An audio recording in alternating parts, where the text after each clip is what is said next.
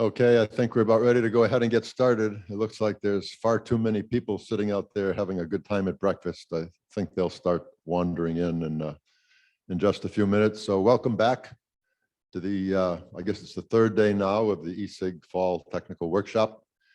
We're going to go ahead and get started, and people will be coming in as soon as they see all the great things that are happening in here. So this morning, this is session 5.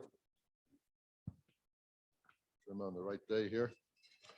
Session 5 on future market design for resource adequacy. So if you're not planning to listen to a session on future market design for resource adequacy, you're probably in the wrong place. So hopefully you're all in the right place. We'll like to introduce Rob Gramlich, who's going to be chairing the session. Rob is a longstanding member of eSig and an old friend, and quite involved in market design going back to the days of Pat Wood and the original standard market design activities. So I'd like to go ahead and turn this over to Rob.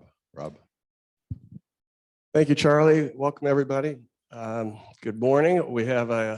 I'm glad we're early and you've got your coffee, because resource adequacy is a very tricky issue as we go forward. And you know, it's different across the country. We've got different types of organizations with different responsibilities.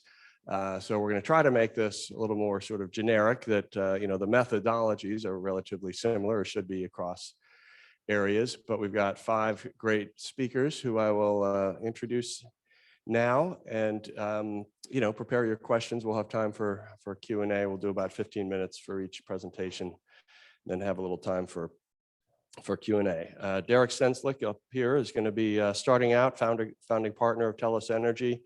If you've been around eSig and the redefining resource adequacy work, you know Derek, and he's been a key contributor to that, and the eSig RA principles that are on the eSig website that I'm sure he'll talk about, and hopefully you know, that's continuing work as we all learn and develop new methods, etc.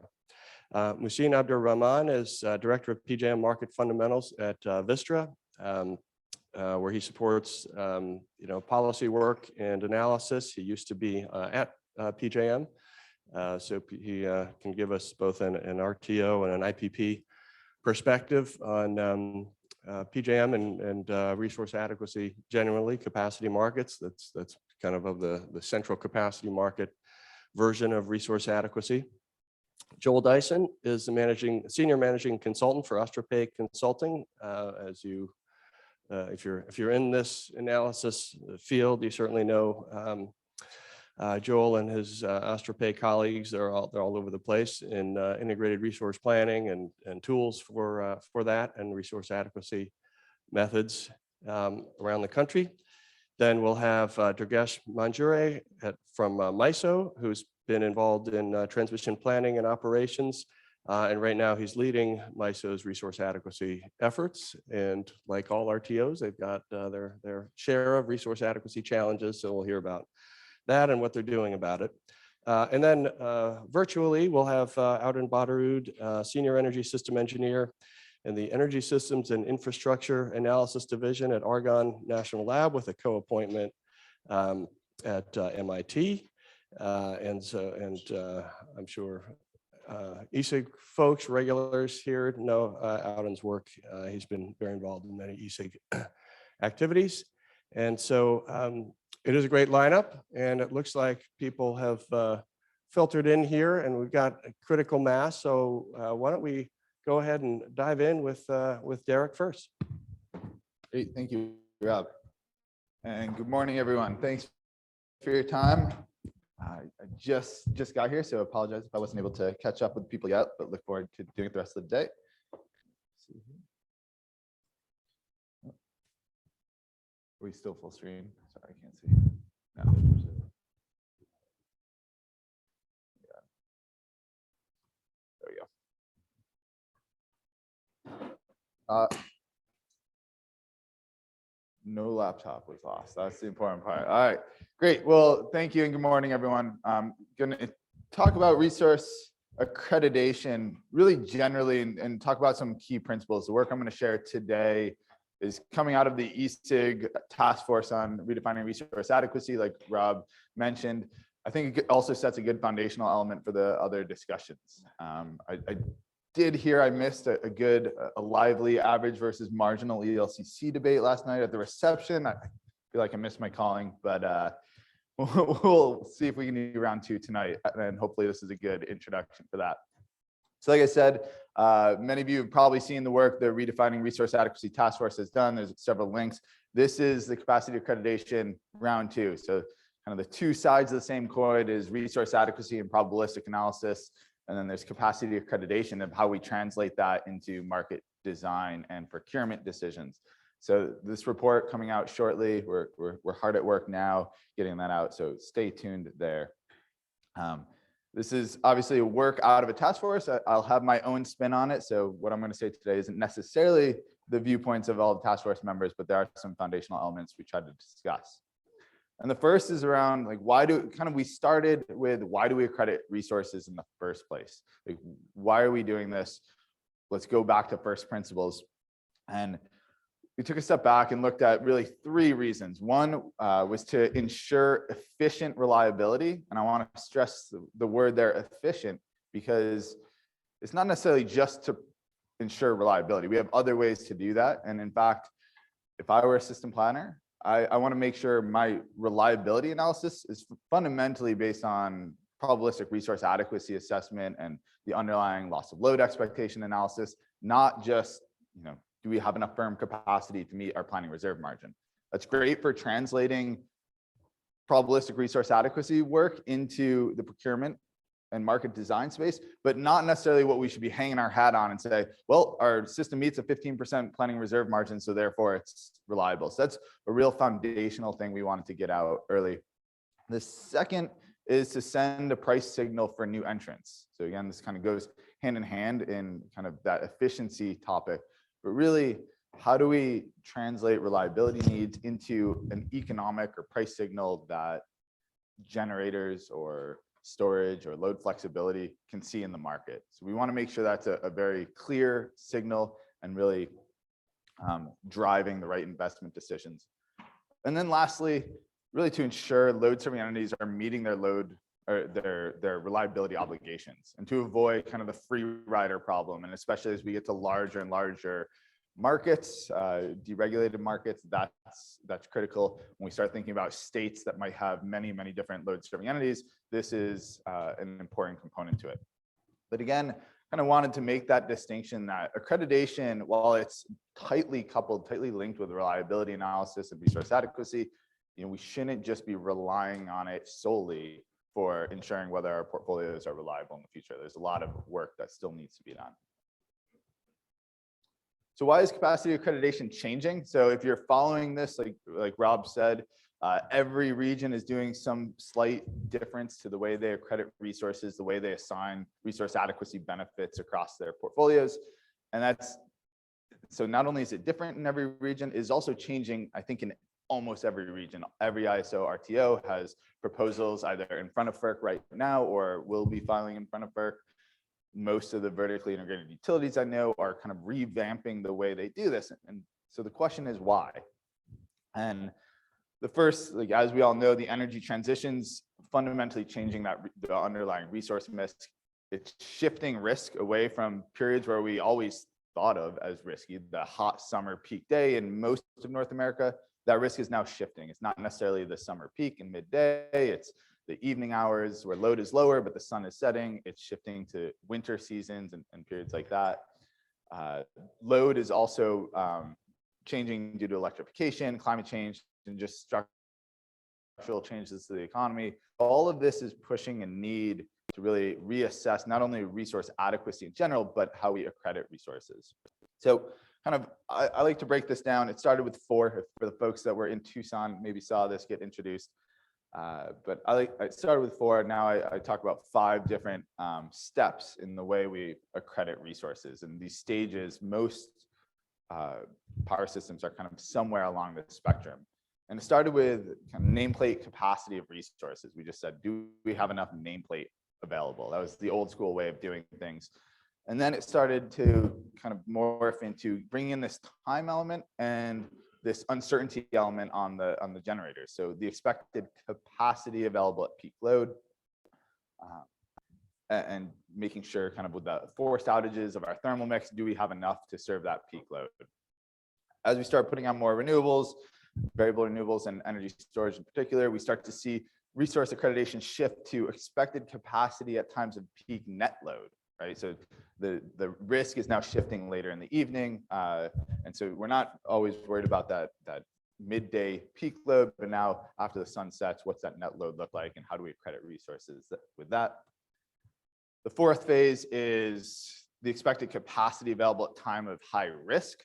So eventually you get to a point where you might be completely decoupled with load or largely decoupled with load, and your risk could be in a period with much lower load, but higher risk. And then lastly, you get to a point where we're not worried about just capacity anymore, it's capacity and energy.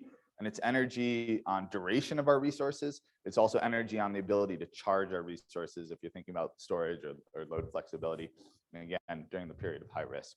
So we kind of break down that transition, and different grids, different resource mixes are going to be at different points in that transition. And then there's a question of how we do it today. And while there's direction in most places towards an ELCC or an effective load carrying capability construct, there's kind of three different flavors to think about resource accreditation. The first is the method or the accreditation metric deterministic or probabilistic? So deterministic would be what's the availability during the peak load hours in the 3 hot peak load months. So it was a conventional kind of rule of thumb that was being used in a lot of the Northeast markets historically, and kind of versus other metrics that are really rooted in that probabilistic resource adequacy analysis. The second is prospective versus retrospective, sorry.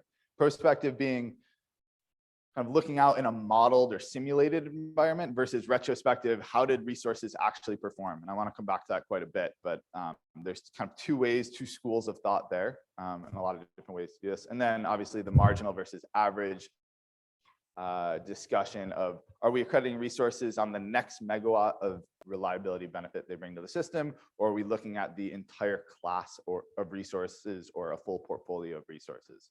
And so that's kind of the third component. Again, different constructs can have multiple pieces of this, and I don't know if there's a right or a wrong way on any of these topics yet. I think we were trying to define, we need to be very clear and articulate on which one of these we're choosing and why. So there's a lot of gaps out there. I think this is why you're seeing accreditation rules in all of the markets right now kind of go through some sort of change. The first is complexity and lack of transparency. I think this is really understated. As Rob said, this is a pretty niche part of a very niche section of the industry. There's only a handful of people that are doing this type of probabilistic analysis, but all of the stakeholders are very dependent on the outcomes. And so there's kind of this transparency issue that I think is growing, and you're hearing more debates on the topic. There's more frustration on the topic. So I think this is only going to grow. The second is, it's really sensitive to modeling and assumptions. If we're using that prospective look and doing a simulated view of what the risk is, we're talking about resource adequacy where maybe you have one event every 10 years, if you're planning to that criteria. So these are outlier events, which can really swing depending on some of the underlying assumptions you have in that modeling. It doesn't necessarily ensure reliability. Again, going back to that linking, we need to base that on probabilistic analysis. And it gets really tough when we start thinking, yeah, it's easy to come up with a capacity value of the wind fleet or wind resource. But what about a hybrid? What about a wind resource in one location versus another? What about solar with tracking, without tracking? What about higher inverter loading ratios? So you start to think about not every resource is the same, thermal resources that have winterization and so on. So it gets very complicated very quickly. And then disentangling portfolio effects that really the capacity accreditation of one resource is dependent on all of the other resources on the system, both load and supply side. So we came up with 5 pillars of resource accreditation. So the idea was kind of going back to The ESIG principles for resource adequacy, kind of an analogous version of that for capacity accreditation. The idea being, no matter what the view is or the new market design, what are some key elements that can be throughout kind of non-discriminatory? Is it something that can be applied to all resources? That was highlighted first and foremost by, I think, all the task members. Is it robust? Can it continue to work as the resource mix changes? We know it's going to change over time, so make sure that that's the case. Is it transparent? Do stakeholders understand it? Can they calculate it themselves, or at least be aware of what drives the calculation? Does it lead to reliability? And is it predictable? I think this is one that we understate. Investment decisions are 20, 30 years in the future. Capacity revenues are a big component of that. And if ELCC, capacity revenues in general have been very volatile. And then when you put on volatility, not just the price, but the supply side, it gets very difficult in places to finance projects. So kind of going, I'll step through a couple of these in a little bit more detail. The first on that non-discriminatory topic, the idea of capacity accreditation for all. This was probably the biggest thing that we discussed as a task force and wanted to get across. I have Michael Milligan's non-discriminatory assessment. He came up with a few ways that we could actually go through and rank whether or not a construct is non-discriminatory. But the main thing here is, first, historically, we have applied capacity accreditation to just wind and solar resources. Then we said, well, we have to start doing this to storage as well, energy limited resources. But really, we have to go further than that. We've seen that we've kind of always taken for granted that thermal resources have these uncorrelated outages. And we say, well, if a gas turbine is 100 megawatts and its forced outage rate is 5%, we count it as 95% firm capacity or effective capacity. And I think that's changing. People are realizing there's fuel constraints, there's correlated outages, there's weather dependent outages. All of the resources are affected by weather in some way, and really needing to capture that, not just for the variable resources, but for all of them. Right now, I think a lot of that risk is shifted onto the load side of the planning reserve margin equation. So that risk is being socialized across all of the load rather than assigned to specific resources. What that does, if you're a thermal generator, what incentive do you have to winterize? What incentive do you have to get dual fuel capability or kind of a firm fuel contract? I think the same goes for transmission. That we can think about transmission, especially interregional transmission, as a capacity resource. But if we're not accrediting it like so, we're missing those benefits and not compensating for it. And then the second key thing we wanted to get across was this idea of linking accreditation to actual operations, which I think was the title of my presentation. So I was going to go into this in more detail, but wanted to set the stage, being the first speaker. So the idea of ELCC, which is getting used most in markets now, or at least the transition is going that direction. That's a purely resource adequacy modeled approach to accreditation. And again, it's not necessarily the only way to do accreditation. There's, on the other side of the spectrum, the energy only accreditation. So this is, well, not quite the ERCOT model, right? So this is, you don't pay anything for capacity. You don't pay anything for resource adequacy benefits. You're just paying real-time scarcity pricing. And if things get tight, the price goes very high, and that's incentive enough, and we don't need accreditation at all. And then there's kind of a blend somewhere in between. There's ERCOT, the ORDC, the operating reserve demand curve, which is, as conditions get tighter, we're going to pay a premium. So it's not quite, it's an additional layer to pay for resource adequacy benefits or reliability benefits. And then there's things in the middle. I think MISO has come up with a blended resource adequacy approach, which is taking kind of historical performance during tight margin conditions and applying something to kind of future modeled simulation environment. We have a MISO speaker. We'll go into that in a lot more detail, I think. But I think there's promise to systems like that, which are linked actual to the environment. Because I think going back to the RA models being very sensitive to assumptions, we have to be careful that we don't put all our eggs in a modeling basket. It makes it less transparent as well. So, and there's no incentive. If a resource gets its accreditation, there's no incentive to actually show up when they're needed, other than maybe a slightly higher energy price. So I think linking that accreditation in the modeled environment to operations in the environment. And there's other ways to do this. There's pay for performance penalties that you see in PJM and ICE in New England and other places. But I think it's really critical that we start to blend these two approaches. And I won't go into this in much detail because we do have a MISO speaker coming up, but there's this idea of why you might look at both historical operating tight reserve hours in actual operations and a forward-looking modeled environment. There's uncertainties in both that get picked up. And the key thing is, if you're only looking at the last few years of operations, maybe there weren't enough events, scarcity events, to really assign a resource. If you have one scarcity event in 4 years, is it really fair to give somebody no credit at all if they just didn't happen to show up that one time? So kind of that idea of blending or a hybrid of these approaches, I think does have promise. And then I won't go into this, but there are, I think, other ways as well. We'll have to have that discussion next. So with that, I will pass it over to the next panel. And Rob, why don't you give an introduction?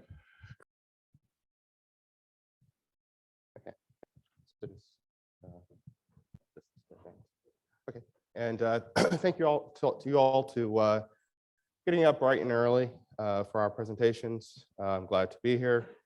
So my presentation is, perhaps a little narrower in focus, maybe a little bit, blast from the past, given the the hundreds of thousands of renewables in the queue, and so kind of focusing on kind of how the market has evolved in terms of performance penalties.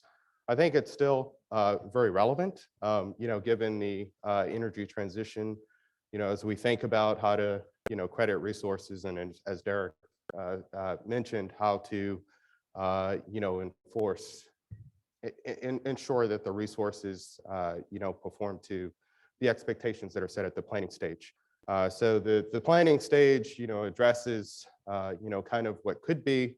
The operating horizon addresses what is. And so it's important to have market incentives that tie those two together, especially as we have, unprecedented, energy transition, as well as, potential, additional regulatory action that could speed that transition. And so meeting the expectations for resources is of critical importance. Skip this. Skip that. So background on capacity performance, as you all know, in 2014, PJM was still very much a coal dominant system, but gas was becoming much more of a driver in terms of the system operations. During February of 2014, there was kind of an unprecedented level of generator outages tied across technologies, tied with consecutive days of cold weather, really across the whole Eastern Interconnect. And during that period, PJM depended quite heavily on neighbor support. Unlike the events in ERCOT last year, there wasn't actually any loss of load events, but there were quite a bit of issues in terms of scheduling generators and also in terms of the market. There was a lot of uplift because the market design at the time was not able to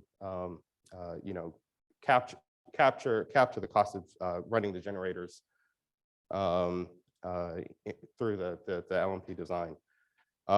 Post the polar vortex, PJM identified about 30 hours that would satisfy the CP construct. There are different criteria for what would trigger an emergency event, and that set the stage for implementing capacity performance, determining how how the penalty calculations would be assessed. So I guess the theme of this slide is really so capacity performance has been instrumental, in the transition from coal to gas. Public policy is heralding in yet another, major transition, and so the market needs ways to value operational risk. The design elements of capacity performance. So unlike the traditional reserve products, which in PJM are really RTO, and then at the subzone level, so there's the mid-Atlantic zone. Under the new construct, there is the ability to create additional subzones, but under reserve, under the reserve market, load has an obligation to purchase, whereas capacity performance is really essentially a transfer payment between generators that underperform versus generators that overperform relative to their capacity accreditation. There isn't a direct impact to load from a settlement standpoint, except through the fact of higher LMPs in the market. So in recent history, a theme of this presentation is aligning the forward market signals with set inside of the planning horizon with risks that generators face inside of the operating horizon. So when capacity performance was first introduced, it was kind of a grand bargain where the generators agreed that they would accept the risk of these penalties that were based on the marginal value of capacity set to net cone times a balancing ratio. But that agreement was set based upon the ability to offer into the market some estimation of the risk in resource offers for the forward 3-year look ahead capacity auction. Recently, the rules have changed where the offer cap set based on had been set based on net cone times B, which is the ratio. It's basically a performance measure of resources during emergency events. Recently, it was changed to a technology specific net avoidable costs metric. And so to put it into context, some resources, so if you performs well throughout the year, or a solar resource that is considered an existing resource, your offer is limited to essentially zero based upon an expectation of going forward costs, net energy and ancillary service margins in the market. The capacity adjustment that can be made to the offer is still there, but this rule change occurred without there ever being a real consensus around what the methodology is and a standard for developing the risk calculation. And so it creates quite a bit of uncertainty in the marketplace as to whether the offers and resource owners' estimation of risks will be accepted going into the auctions. So from this, internally, we've thought a lot about how to have our resources participate in the market and how to value that risk. And so consistent with the other presentations, we think a robust modeling framework that captures all the potential risk in the operating horizon is essential to value that risk. So I just wanted to kind of lay out, the PJM system. So if we look at, kind of the evolution, in 2014, when the polar vortex occurred, as I mentioned, it was still, a very cold dominant system, but the, combined cycles were on the rise. So on the left side, it just shows a measure that PJM uses for, had used for capacity credits, so ICAP value, so that's installed capacity or capacity interconnection rights. So it's associated with, when a resource first interconnects, if you're a solar resource or a wind resource, PJM, do calculations based upon, it's essentially a dependable capacity calculation. PJM has since moved, so in 2023-24 auction to a portfolio evaluation method for ELCC with performance adjustment. But all of these are still very much, in the stakeholder process. And so I thought for comparison to 2014 to show the CIR or ICAP value would be, beneficial for this slide. And one other note, I excluded demand response from the PJM assessment of capacity because there's very little economic DR in PJM, and when it's deployed for an emergency event, that is a signal for capacity performance. And so, from a modeling standpoint, and for this table, I excluded. 24, 25, so given our commercial focus, we tend to have, a nearer term focus. It looks like, PJM has, sufficient reserves from a, an expected load standpoint. But when you factor in, PJM's own analysis of a 90-10 load or, extreme weather load for the summer, PJM falls a little bit short of the reserve target given the supply side resources in the stack.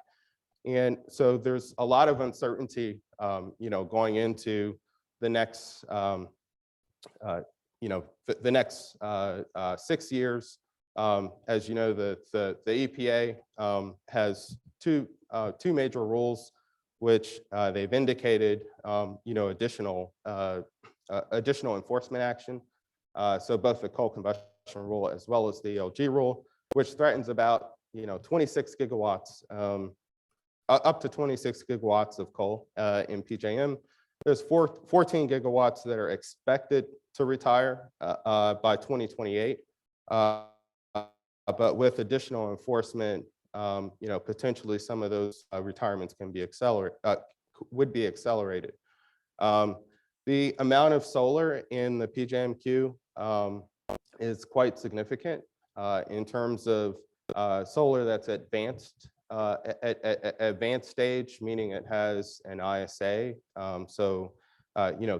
interconnection service agreement, and can be built, is about 6 to 7 gigawatts.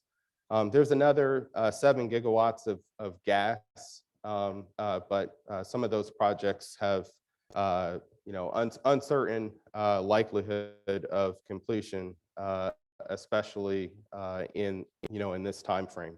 And so there is significant risk when you start to look at extreme weather, and so that kind of formed the foundation of the additional analysis that we performed. The other factor, when you think about 2014, the polar vortex represented really it affected the whole Eastern Interconnect. There was cold weather across the Eastern Interconnect, but PJM did depend on additional reserves and interchange with neighbors.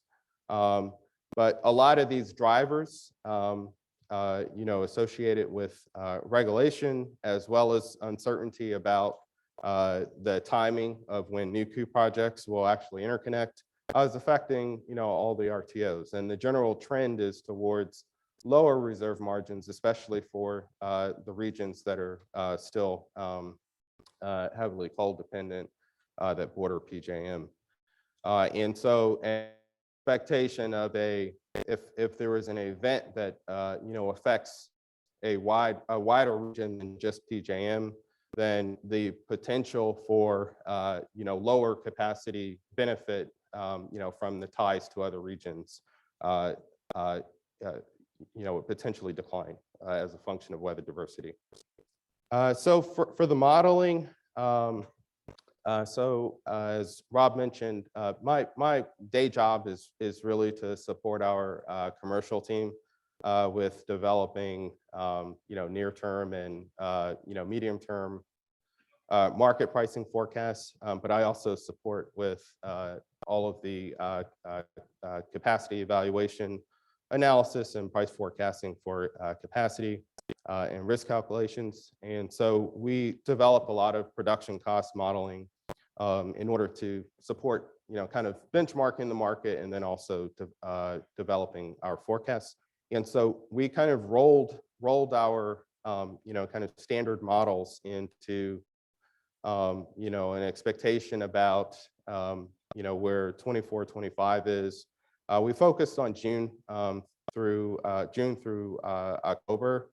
So that captures the effects of peak load, but also the effects of maintenance periods. So in PJM, there's a forbidden maintenance period that usually starts around the second week of June and lasts through the first week or two of September.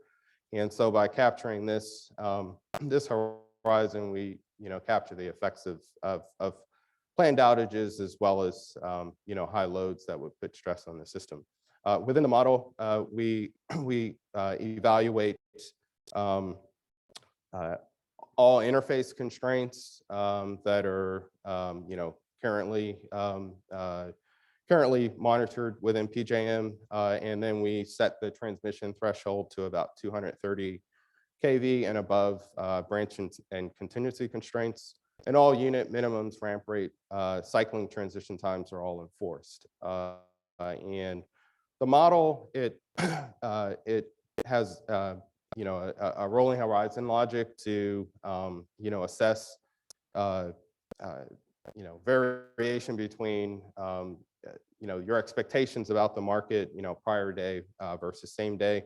And so we simulated kind of 2 cycles of the model. And in the second cycle is, so Derek spoke a lot about, deterministic versus, probabilistic measures of, doing these assessments. This model kind of represents a hybrid of both. There are deterministic elements, but in the second cycle, we have a distribution of generation outages. So we simulated 500 generation outages, generated outage distributions in the same day cycle, analyzed against 22 weather years. Again, in looking historically, for PJM, you're not going to establish a CP event as a function of you already lost load. There is a price. You can use price as a metric, and so in the modeling, in order to set, kind of a reasonable threshold for where the system might be at the most severe risk, we looked at 3 times the reserve penalty price. So in PJM, the reserve penalties are stacked, and so with the new design, the day ahead 30-minute product has been, there are performance requirements for it in real time. And so within the model, we looked at, both a binding signal for 30-minute reserves, as well as the 10-minute synchronous and non-synchronous products in the market. The results, the analysis, I think there's still a lot of analysis that we need to do, including looking at, different, distributions of renewable output, also different, maybe different, planned outage, assumptions within the model. As well as just the decision times within the model. So if you solve the system, assuming that the operator is able to, have, foresight over 24 hours versus, 4 hours, that can make a huge difference in terms of the amount of shortage that you see. So, but given the current assumptions, we found about 6.5 hours, of shortage across the weather years on average, and a maximum of about 16 hours. The impact on price, this is, a very generic representation, but it's just to illustrate the importance of the initial market signal established through the forward capacity auction versus the risks that generators potentially face. So assuming, as you go up the supply curve, towards the intersection of, the demand curve, the unit that is marginal is likely to have, may have a higher E4D, and so is likely to have greater coincidence with a shortage event should it occur. And so this is just showing, kind of given the average amount of performance hours versus the maximum, that the resultant penalty risk that a generator would face kind of dwarfs where the market cleared in the last auction. And so, we think that, it's important, that, especially given the changes on the energy, on the grid, and, the potential for, additional retirements, and also delays in projects coming online, that it's important that we get the market signals correct between the auction and the operating horizon. So in conclusion, since 2014, PJM transitioned from a coal dominant to gas dominant system. Capacity performance, was instrumental in ensuring that the transition occurred reliably.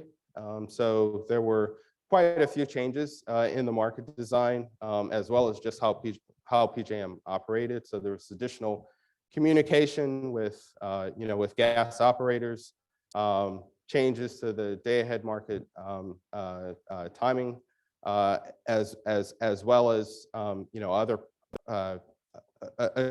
additional projects, just beyond a capacity performance product.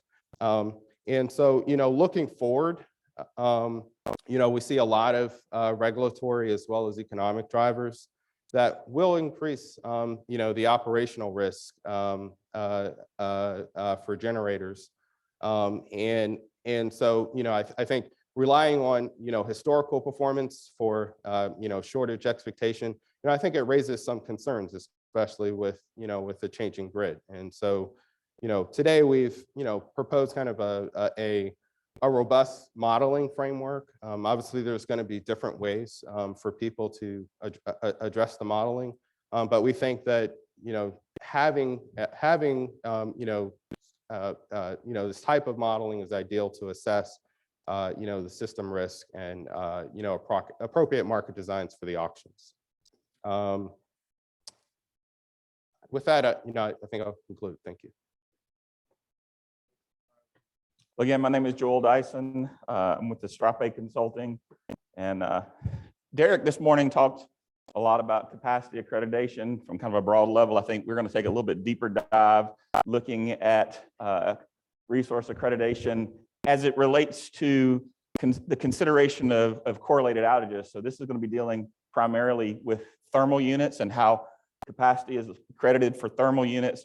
Astrapé does integrated resource planning, resource adequacy work all across North America. So we've seen how this has kind of played out in a number of different places and the impacts that it can have. How you credit resources is important to market design. It really is. And if you want to ensure reliability and ensure that you have a level playing field, then you really got to be sure that you are accurately taking into account what a resource is worth in that market. And so what I'd like to do is I'd like to back up just a little bit and just think about how we come up and determine what our level of reliability is. And most of us are familiar with kind of the 1 day in 10 criteria where your loss of load expectation is set to 0.1 days per year. And so from that, we typically get a reserve margin, right? And that reserve margin is generally made up of 3 uncertainty components. One of those being kind of your day-to-day, your year-over-year weather, via load variability due to weather and customer usage change patterns and so forth. Another is load variability due to economic uncertainty, so your load growth uncertainty. And then also you have uncertainty due to your generator outages. And so those kind of generally make up the components of your reserve margin. And so what happens now is that with the introduction of significant penetrations of renewable generation, there is now a disconnect between how the thermal generators are accredited and how those renewable resources are accredited. Typically, the renewable resources are accredited through some kind of effective load carrying capability, ELCC, and Derek talked a little bit about that. A lot of times your reserve margin is based on the installed capacity. And so you have a reserve margin in which thermal units are accredited at their installed capacity.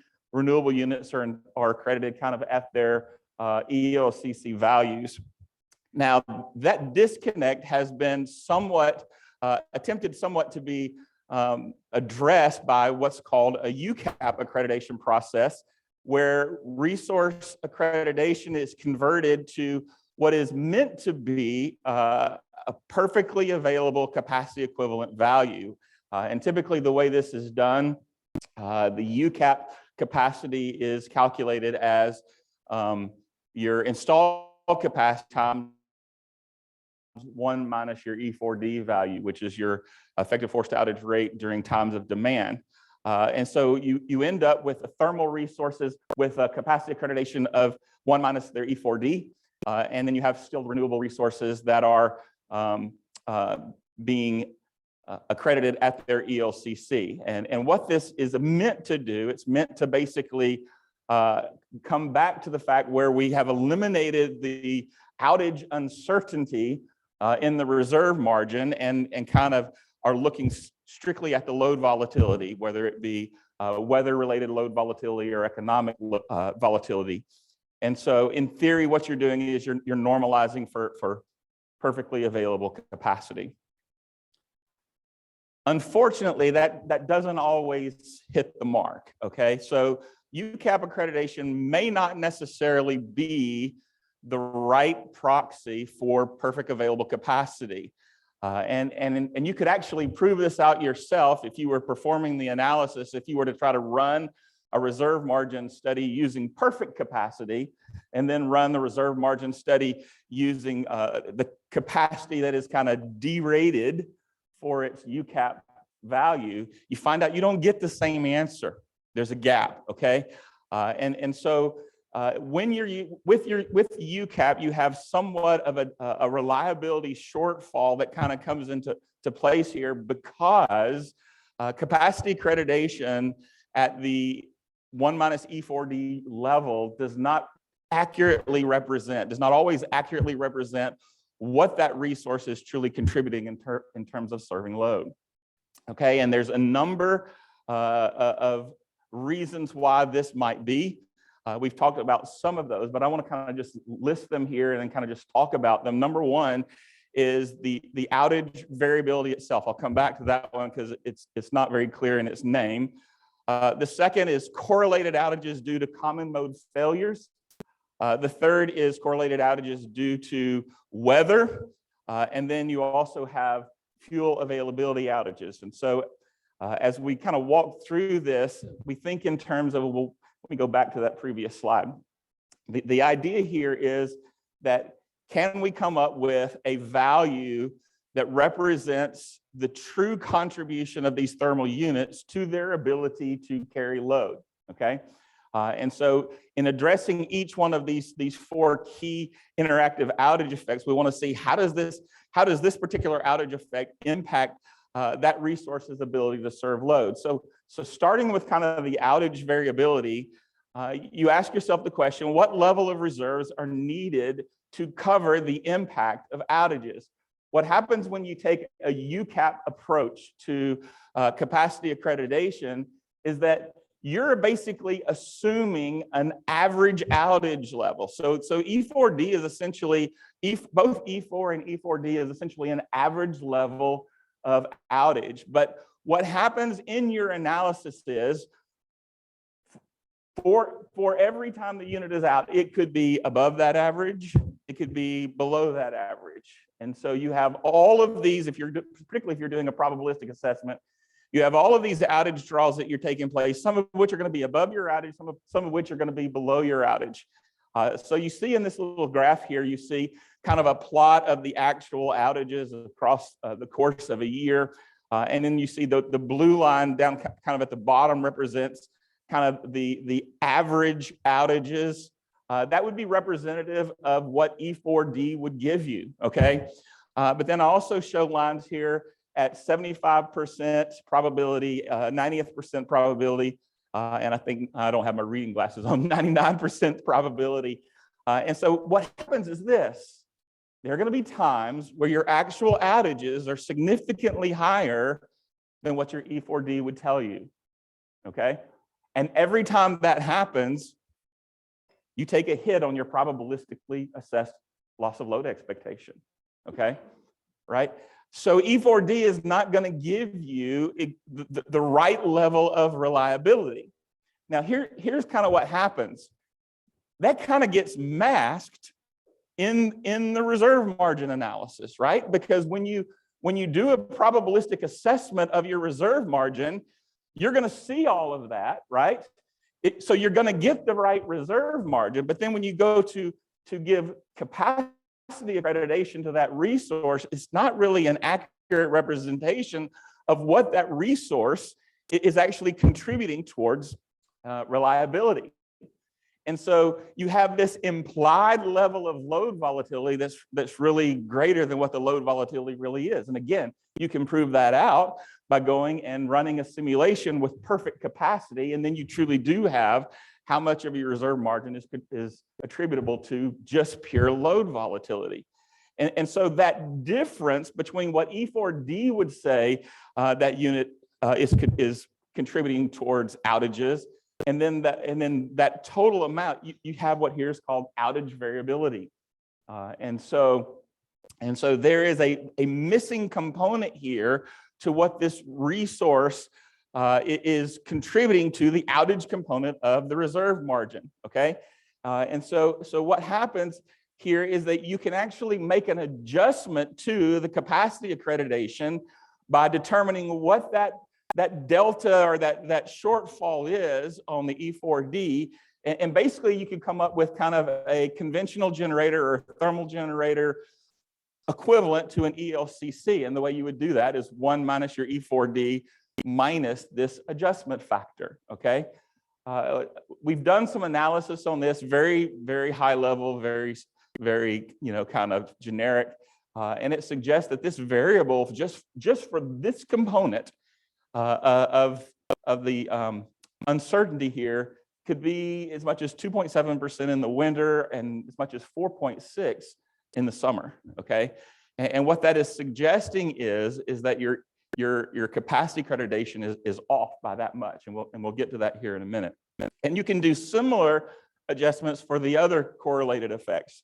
So for example, the common mode failures. Now what we're referring to here is a couple of things. Number one, you may have a facility that has a shared GSU, or you may have a facility that has some shared equipment, Or it may be a facility that's been designed in such a way that the outage of one unit puts additional stress on another unit that may lead to a subsequent outage at that other unit. And so in typical probabilistic analyses, where you're looking at you're modeling the E4 of these units, the assumption in the modeling is that all of these outages are independent, but they're not independent, right? They are to some degree correlated. Now, how well they are correlated is difficult. It's difficult, right? It's not very easy to determine what that level of correlation is, but there is an effect here. Okay, so where an independent kind of analysis would assume one level of outage profile, which is what's shown there in the red, you may actually see higher levels of outage because of correlation between facilities, okay? So in addition to the variability that you get in the average versus kind of the variable approach there, you also have this issue with correlation. And not just common mode correlation, but the one that we've all seen recently and have seen the effects of is weather dependent, right? Sennett Murphy did a report called a time-dependent model of generator failures and recovery captures correlated events and quantifies temperature dependence. That's a very long name for a report. But basically what they were looking at was they were looking at the weather correlated outages in PJM, okay? And what you see here is an example of what's taking place both on the hot end of the spectrum as well as the cold end of the spectrum. And you see greater and greater levels of outages as temperatures either rise in the extremes or as they fall in the extremes. Now, typically what we do in probabilistic analysis is one of two things. We either have an annual E4 value, or maybe we're a little more sophisticated than that and we have a seasonal E4 value. Okay, the problem is those don't really address this issue, because this is an issue in which the correlation occurs not seasonally, but based on that day's temperature, okay? And so the idea here would be that we need to figure out a way to be able to model these temperature dependent outages so that we can identify what the actual true impact of the cold weather is on the E4 of these resources, on the reliability contribution that these resources are making to the system. This example that we did for the historical PJM performance, you can see there that that at 90% temperature observation here, at 10%, at minus 10 degrees Celsius, you had like a 4% higher forced outage rate than you did even at 0 degrees, right? So significant increase in effective forced outage rates. And then, of course, the last one is fuel related, and we saw this in ERCOT in the cold weather event we had in 21. We know this is going to happen, right?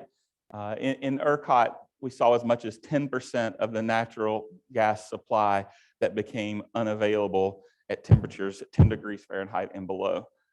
And so this leads to an increase in cumulative outages for specific resource classes, such as CTs and combined cycles that did not have on-site backup, okay? Now the question is this important? How important is this?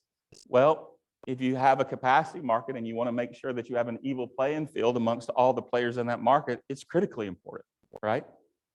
Even if you have an RFP analysis in a bilateral market, if you want to make sure that you're comparing apples and apples and that everybody's on the same level playing field, it's critically important. Even if you're a traditionally kind of vertically integrated utility or something like that, where you're just doing your capacity expansion model. If you've run your reserve margin analysis, taking these factors into account, but you haven't taken them into account in your expansion plan modeling, you're not going to get the level of reliability on your system that you think you have, right? So the actual contribution that these resources have towards reliability is important if you want ensure that you have a 1 day in 10 kind of reliability on your system. And I've got a little example here that kind of just shows this.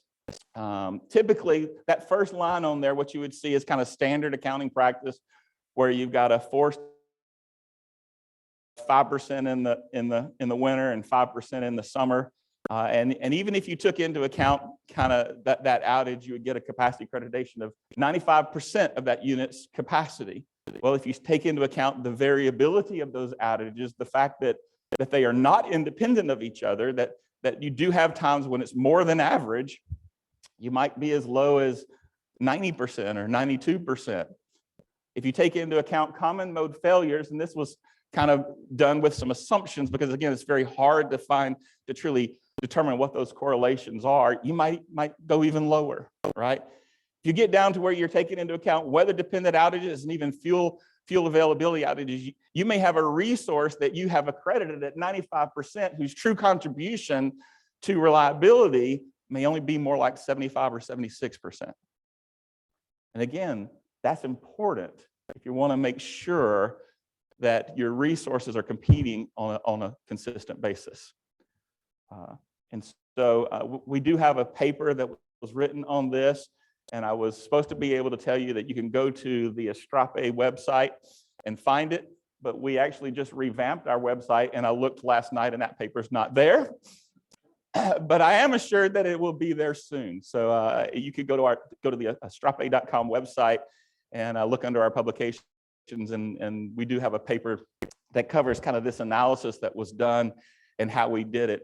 It's not really that difficult, right? I mean, you can run an analysis using perfectly available capacity just to see how much load contributes to your reserve margin. And then from that, you can then piece out, well, how much of this is really due to the outages of the thermal units, and how do I take that into account, and how do I accredit that? Okay. That was great. Should be good. All right. Voltage collapse there. Well, my name is Durgesh Manjure. Good morning, everyone. Very happy to be here. Thank you, Charlie, for the invitation. Although it was challenging to make sure I remember where to wear pants, because last 2 years we've just been wearing jackets and doing all these video calls. So thankfully it was cold outside, and I ran back home to make sure that I am fully well dressed. So we'll talk about a few things. I know we are short on time, so I'll try to make sure we catch up a little bit so that we have some time for the Q&A. But really, we're going to talk about three things. What is going on within the MISO footprint? What does that mean for MISO in terms of our operations? And then what is MISO doing about it? The one observation, though, is a lot of the industry press and conversations are around goals and targets and where do we want to be and what's the future of the grid. Surprisingly, there's very little conversation about how are we going to get there. And we're trying very hard to emphasize what needs to happen between now and between the future, so that the future indeed is reliable and has all those attributes that we want. So bringing it back to the resource adequacy situation. So as I said, talk about three things. It's not what is happening to MISO is not very different. I guess all of us have the decarbonization activities going on. It has significantly changed our risk profile in how we operate. And not only the risk profile, but our ability to handle that risk has also significantly been changed. So we'll look at a few of the efforts that are going on at MISO to help us stay ahead of the curve and continue to maintain reliable and efficient operations, as Derek said this morning. This is just a chart of everything that's happening at MISO. Well, RPS, or Renewable Portfolio Standards, is not a new thing. It has been going on for at least 15 years or so. What we are seeing of late is entities are accelerating their efforts, either in terms of the target or the timeline in which the targets are being sought to be achieved. So going from 80% to 100%, bringing 2030 goals up to 2025, and so on and so forth. So there is a variety of things that are happening here that you can see within the MISO footprint. And we'll jump to, okay, what does that mean in terms of operations? So let me explain this chart a little bit, and I'm sure you're not able to read those numbers on top of those skyscrapers there. But what each of those bars is showing is the number of emergency declarations that we've had over the last 7 or 8 years by season. And interestingly, note the left columns, the 2 columns on the left, where we had no grid emergencies. And then look at how things have changed starting from the 2016, 2017 timeframe. And so I would say those were the good old days when you looked at that 1 peak hour of summer, assessed, okay, do you have enough capacity to serve that 1 peak hour? And then you go back to sleep. But since then, life is not easy. You really have to earn your paycheck to be able to handle this. And look at, I mean, it's not only summer anymore. It's a fair distribution across all of the seasons. It is not consistent over a period of time. And in some cases, there are more emergencies outside of summer than in summer.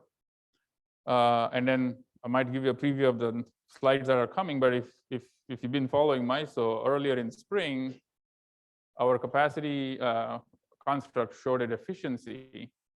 And guess how many emergencies we had this immediate summer, 2022? 0. So when we projected a deficiency, there was no capacity call or emergency at all during summer. So the volatility or the uncertainty or the lack of adequate predictability, I think, is going to significantly impact our ability to stay ahead of this risk that we are seeing evolving here. And then, so that was the operations view. Here's a view from the planning standpoint, more on the generator since resource adequacy view. So the chart on the left is showing all of the additions to our fleet as well as the retirements. And you can see those additions skyrocket. Significant difference is what is getting added to the system is not the same as what is getting taken away from the system in terms of asset class. So we are losing a lot of coal and gas, again, not surprisingly. And we are seeing a lot of wind and solar being added, again, not surprisingly. But that is important from resource adequacy because, yes, all of us love megawatts. We love each megawatt the same, but every megawatt is not indeed the same when it comes to resource adequacy. And we'll see about that a little bit as well. And I don't know what to feel about the chart on the right. Should we be happy or should we be kind of crying, so to speak? But the 2022 edition of our interconnection queue basically broke all records. There's a 965 applications for a total of 171 gigawatts of proposed generation. And our historic peak, footprint-wide historic peak is 130,000 megawatts. So just in 2022, we've received more applications that exceed our peak load, peak time, all-time ever peak of MISO by about 40 gigawatts. So it's going to take us a long time to get through all of that. And of course, not all of them are going to come to fruition. That's a given. Ballpark maximum 20% is probably what we expect, or historically what has been actually achieved both through the generation interconnection process, and then not all of them get built as well. And especially given the supply chain issues that we've been seeing, it remains to be seen how many of those projects actually come to fruition. But interestingly to note, you don't see a lot of gas being proposed. Majority of the queue, if you see, is solar, wind, storage, and hybrids.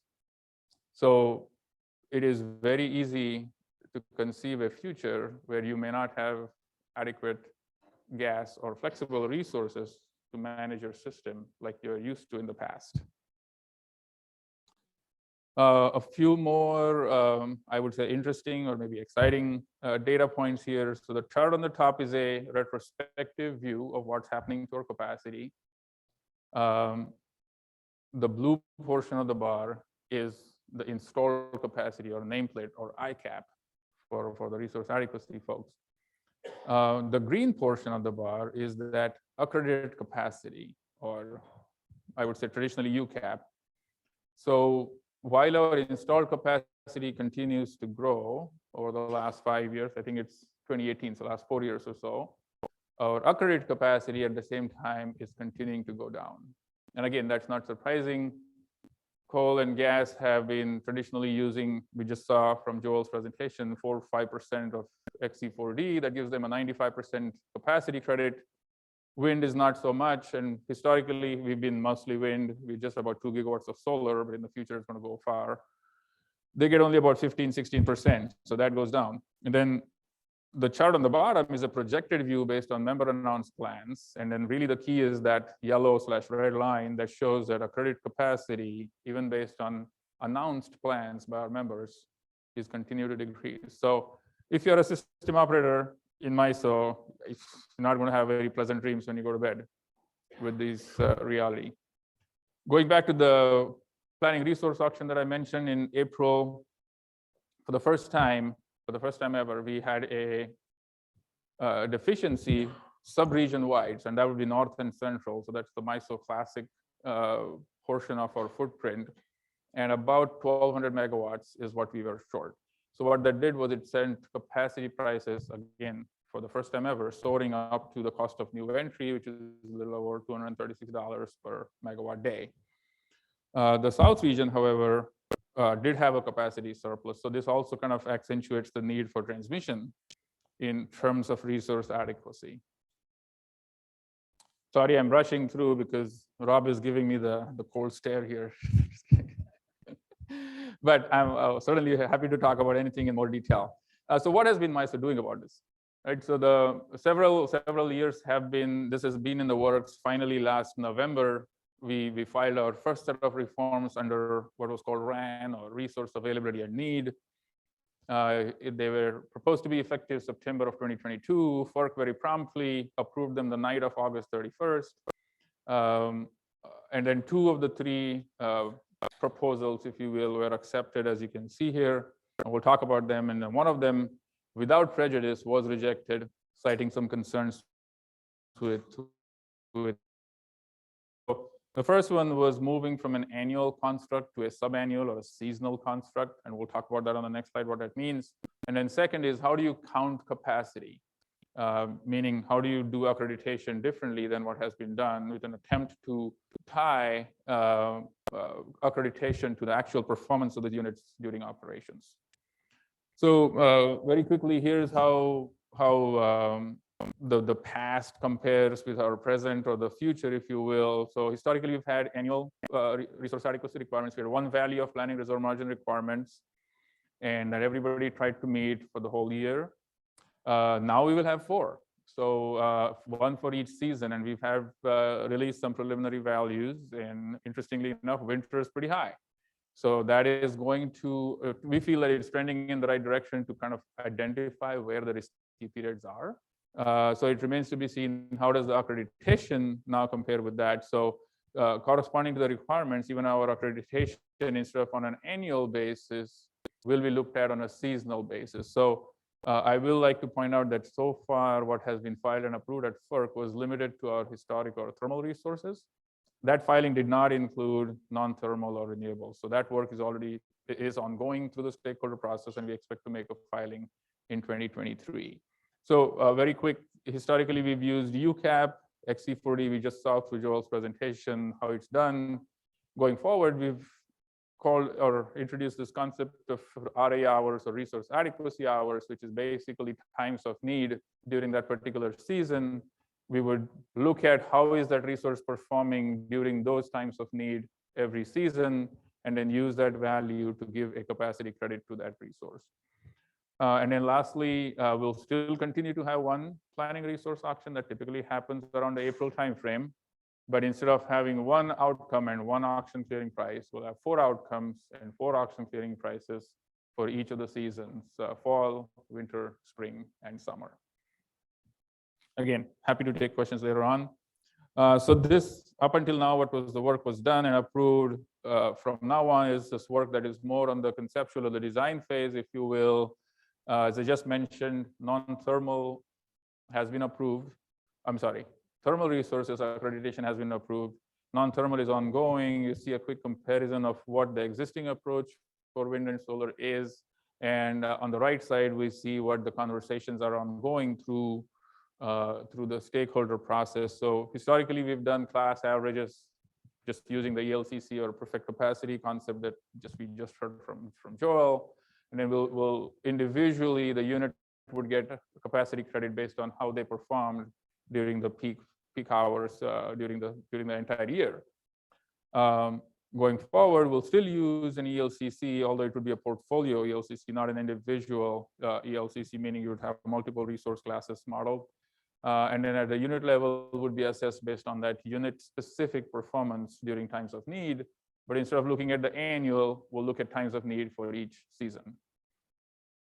But all of this is still going through the stakeholder process. Of course, the important question of average versus marginal is still being talked through.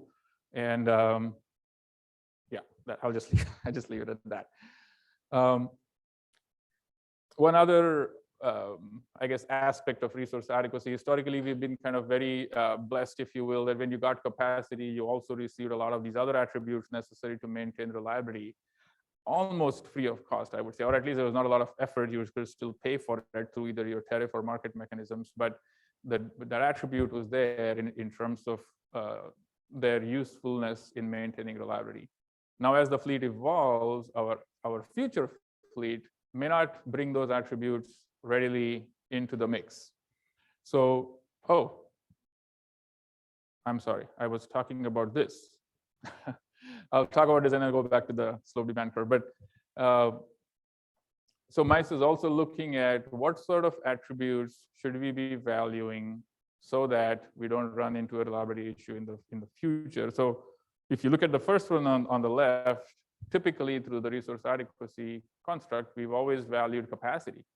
Is the unit available or not? Is it going to produce megawatts when we need or not? But then that's not sufficient, if you will, because going forward, the fleet is going to be different. So the fact that a unit or an asset has been installed would not necessarily guarantee energy. And it is also not guaranteed that it can provide energy for the duration that you need it for. And also at times when you want it to produce energy, right? It will all be very different in the future. Even unit start times, lead times, run times, all of those will be considered or are at least being thought through or proposed to be considered in how capacity accreditation would look in the future. Flexibility, of course, I mean, certainly you can ramp down renewable resources. It's not very easy to ramp them up when you need them. Also, just following the load also is not exactly as easy as it has been with our thermal resources. And lastly, reliability aspects such as reactive power, voltage support, frequency, and so on and so forth are also going to be very different in the future compared to what we have been used to in the past. So this effort is also making its way through the stakeholder process. The timeline on that is still being worked through. We do anticipate that we'll get to some sort of a conclusion from this effort and then make a filing at FERC. Now I'll come back to this slide. Sorry, I was not thinking clearly. One of the aspects of MISO's auction, which is the planning resource auction, so we don't have a capacity market. We have a capacity construct, and it's an auction that we use to make sure that load serving entities can demonstrate that they have enough capacity to meet their load and reserve obligations. And if they don't, they are welcome to come to the auction and acquire whatever capacity they need. So MISO's current construct for the auction is based on a vertical demand curve. The issue with that is we're not able to value capacity very efficiently because if there's a surplus, prices are low, $2, like you saw. When there is a deficiency, prices are too high, all the way to cost of new entry. So it is not exactly valuing capacity appropriately. So we are looking at it, how can we incorporate a slope demand curve or a reliability-based demand curve in our auction as well. And there's just a list of everything else. So some of these are covered. There's some other things going on as well. In the interest of time, I will pause here and give it back to Rob, but we'll be happy to answer questions as they come. Thanks, Rob. Great, thank you, Durgesh. That was great. And why don't we start getting Audun? Yeah, slides at this point. Yes, okay. Great, yes, great. Thank you for the invitation to participate. And my apologies, I couldn't make it out due to a local scheduling conflict here. I'm sure you're having a great time meeting in person. So I see we're running short on time, so I'll try to be quick here. I'll talk a bit about market designs, market solutions in the context of resource adequacy. This is based on a report we just recently published under Hydro Buyers on price formation in zero carbon markets, where we looked at different market design options. Then we go all the way to zero carbon.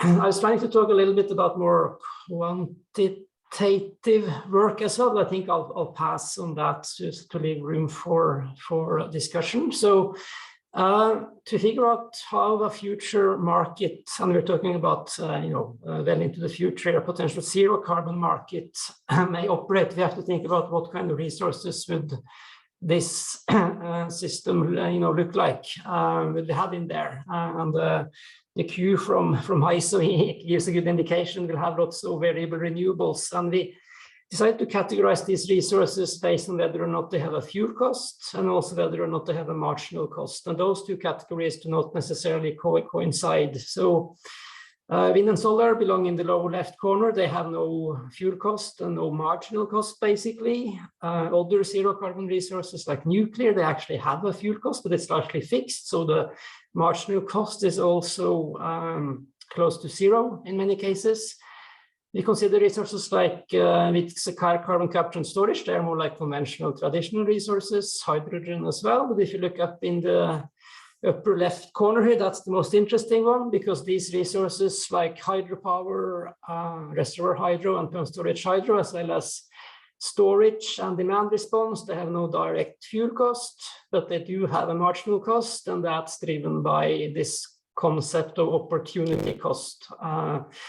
And I think that's going to be very important for the price formation in future market. But lots of question about what will planning, operations, and market prices look like in such a system. So in a traditional system, we have a nice looking supply curve, and the market clears depending on where demand crosses supply. In a zero carbon system, they will have lots of variable renewables, which basically have a zero marginal cost, as I just said, but also we have these resources with opportunity cost. So it could be, depending on the magnitude of that cost, that the market clearing doesn't change that much, actually, depending on the configuration, the different resources in the mix. So that's important to keep in mind, I think. So, of course, there are a number of challenges for revenue sufficiency. Can prices that come from current dispatch logic provide sufficient incentives? I mean, we talked about reliability criteria in this session. Do we need new mechanisms? And how can we hedge risk, basically? So what we did was to review the literature, more like the research literature on different market solutions, and we categorized them into some proposals or concepts out there that deal with enhancing energy-only markets, looking at things like scarcity pricing, better scarcity pricing, to provide better incentives for flexible resources and to reduce the missing money problem. Of course, it's hard to find those parameters and set them correctly. Price floors, they are already in place in many places to reduce the negative prices in the system. There are some ideas, primarily from New Zealand, actually, on relying more on long-term marginal costs, both for planning and operational purposes. That may negatively impact your system efficiency, though, in the short term. And then this idea of better calculating opportunity cost, whether that's done by the market participants or by the centralized scheduling algorithms that the ISO RTOs use.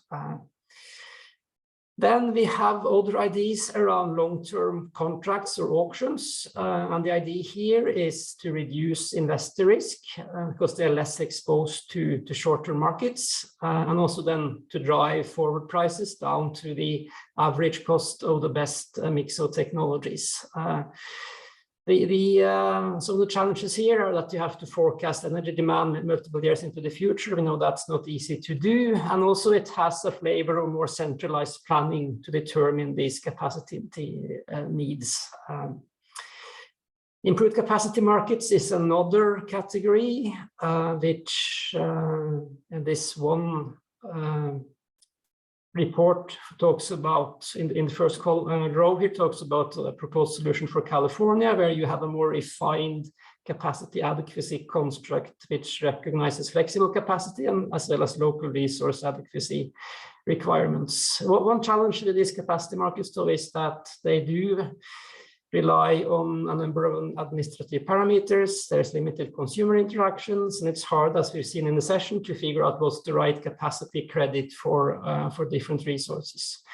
The second category here is more a deviation from current practice, and that is to have a capacity subscription where consumers actually decide on how much firm capacity they contract, and then during periods of scarcity, they run the risk of being curtailed down to that limit. So that way you get more consumer involvement directly into the capacity market, but you do need the ability to actually curtail based on these preferences then.